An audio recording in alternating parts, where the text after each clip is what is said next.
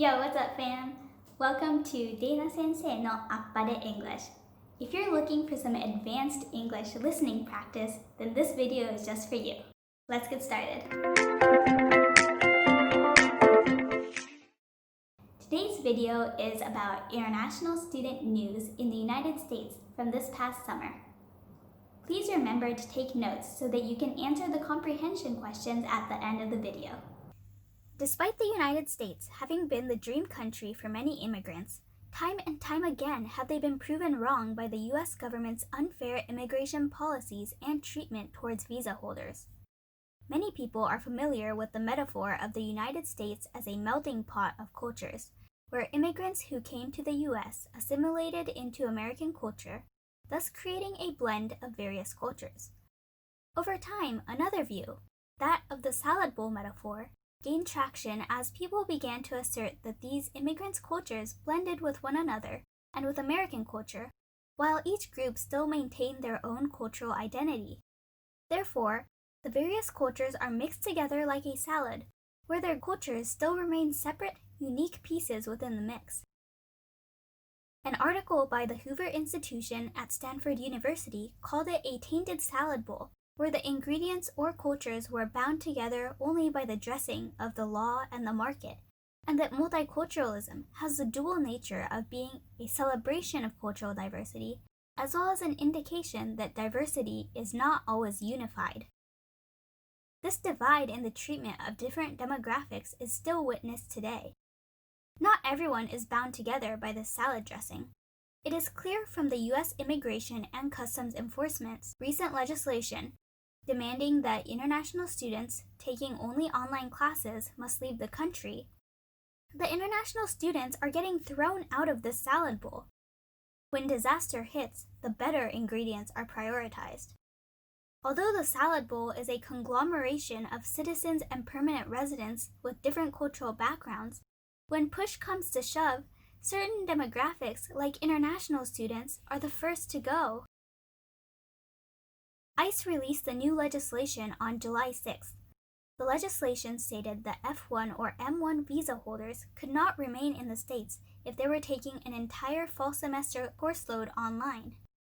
The U.S. Department of State would not issue visas to these students, and thus the students had the options of either returning to their home country or transferring to a school with in-person instruction.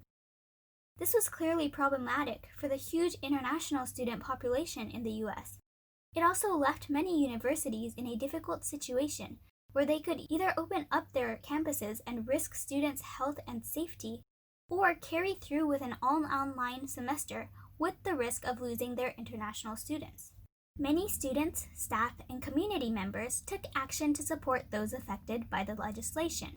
For instance, there were countless petitions to allow international students to remain in the U.S., such as those on change.org. A number of professors also offered to teach in-person independent study courses to help their students maintain their visa status. Most notably, Harvard University and the Massachusetts Institute of Technology took the issue to the federal court to file a lawsuit against ICE's new legislation. In their lawsuit, Harvard University President Larry Bacow stated that the legislation seemed to have been designated purposely to place pressure on colleges and universities to open their on-campus classrooms for in-person instruction this fall, without regard for the health and safety of students, instructors, and others. The lawsuit outlined the tremendous difficulties students were facing, such as being unable to transfer to universities offering in-person classes, as well as the impracticality of expecting students to travel across borders to return to their home countries so suddenly to take online courses. The same week, the University of California sued the federal government as well.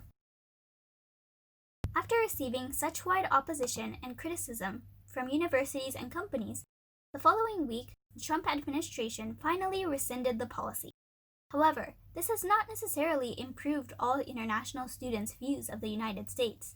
The number of international students who came to the U.S. to study hit a new high at 1,095,299 students in the 2018 to 2019 academic year. However, the numbers of international students continuing their studies in the States has dropped due to COVID-19. With ICE's recent policy, international students may not feel as welcome in this country. We can only wait and see how the pandemic and unjust treatment of such students will affect the numbers in the coming years. Alright, now let's go over the comprehension questions. 1. What does the salad bowl metaphor refer to? A. All the immigrants assimilated well into American culture and lost their original cultural identity. B. The immigrants' cultures mixed together and also assimilated into American culture, creating a unique blend of cultures. C. The immigrants assimilated into American culture, but they retained their unique cultural identities.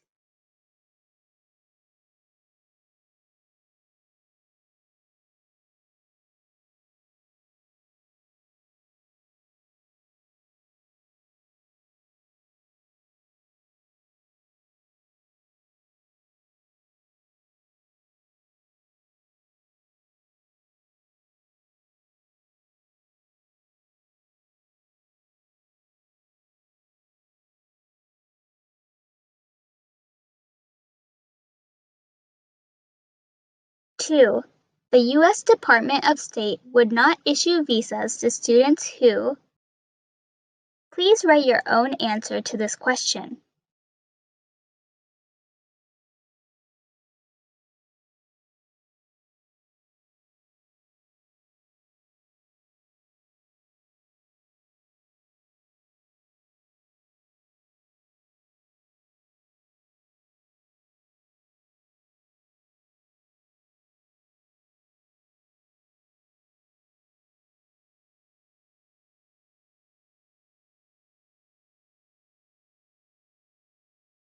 Three, what course of action did Harvard and MIT take? Please write your answer to this question as well.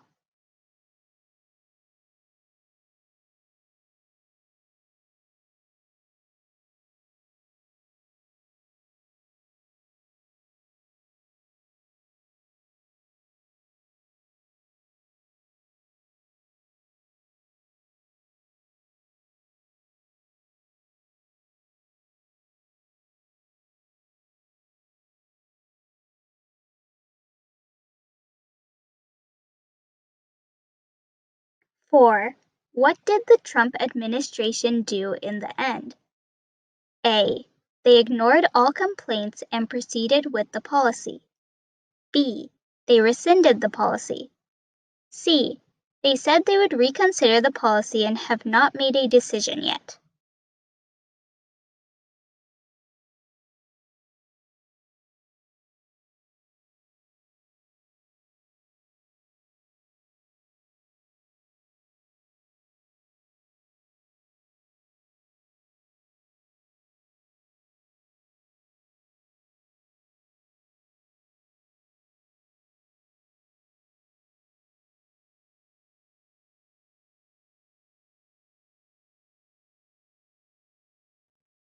Five, what does the author speculate about at the end of the article? Please write your own answer to this question.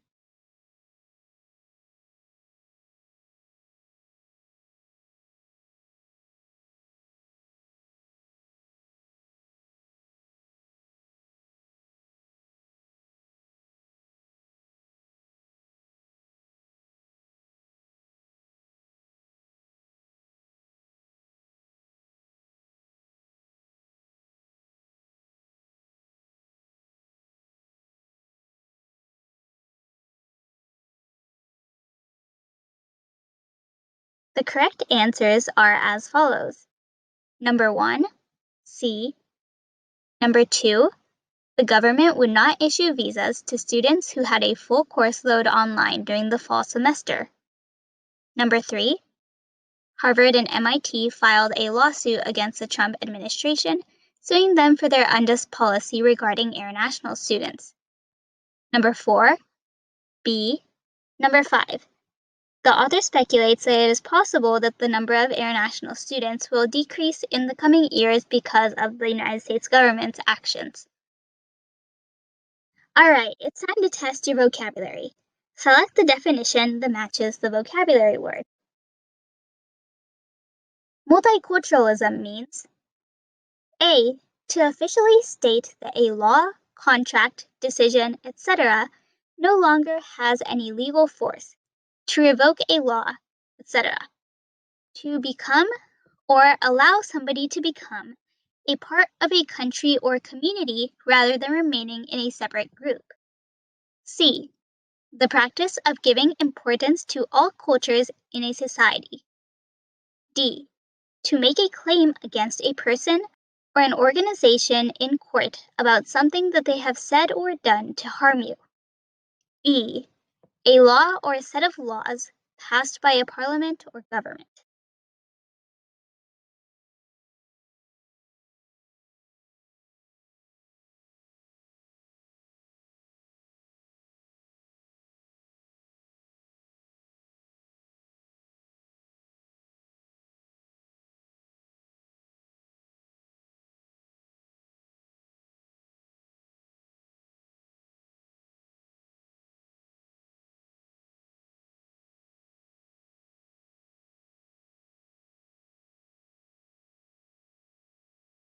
The answer is C, the practice of giving importance to all cultures in a society.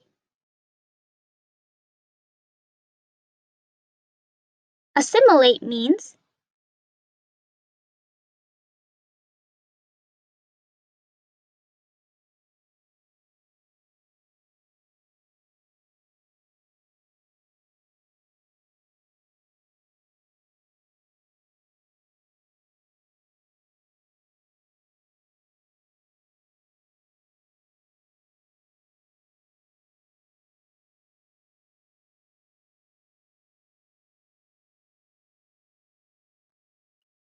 the answer is B, to become or allow somebody to become a part of a country or community rather than remaining in a separate group.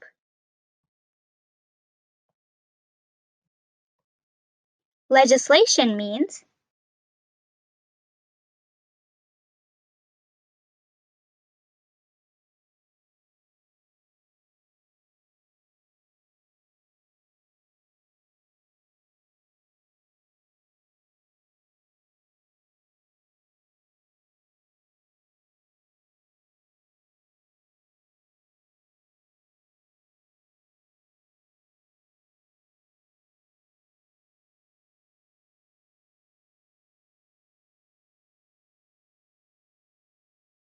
a law or set of laws passed by a parliament or government. Sue means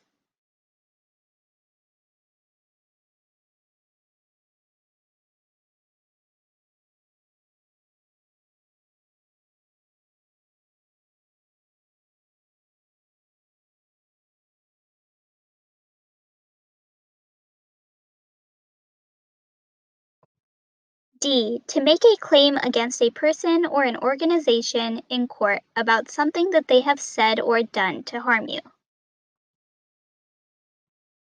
Rescind means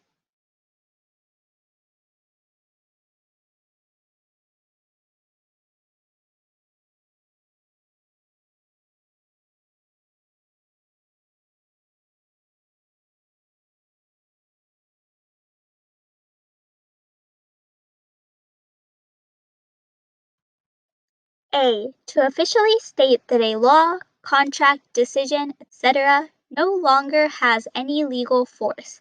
To revoke a law, etc.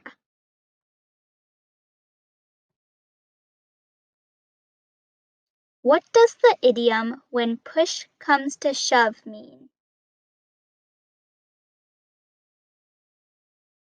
Please provide your own answer to this question.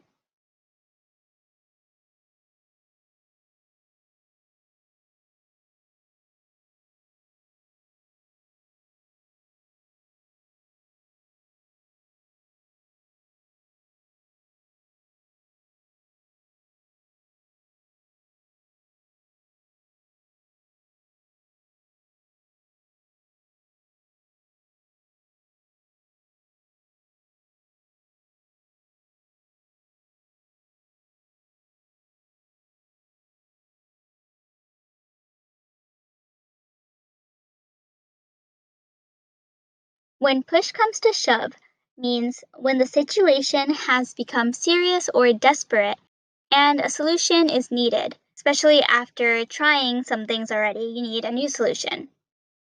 So you may have already tried some things to solve the problem, but you may be forced to take a less favorable course of action because those things haven't worked. Now that you have finished answering the comprehension questions as well as gone over the vocabulary, here is the entire passage. We have this first page, and this one, third one, and the final one. The bolded words are advanced words, and the definitions will be listed in the comments. So if you didn't understand these words and maybe got some of the comprehension questions wrong or just didn't understand the passage very well, then you can look down in the comments and study these vocabulary words first, and then you can go back and rewatch the video and answer the questions again. Remember, practice makes perfect. Thanks for joining Dana Sensei no Appare English today. If you have any questions or if you want to see videos about a certain topic, please let me know down in the comments. Alright, I'll see you next time.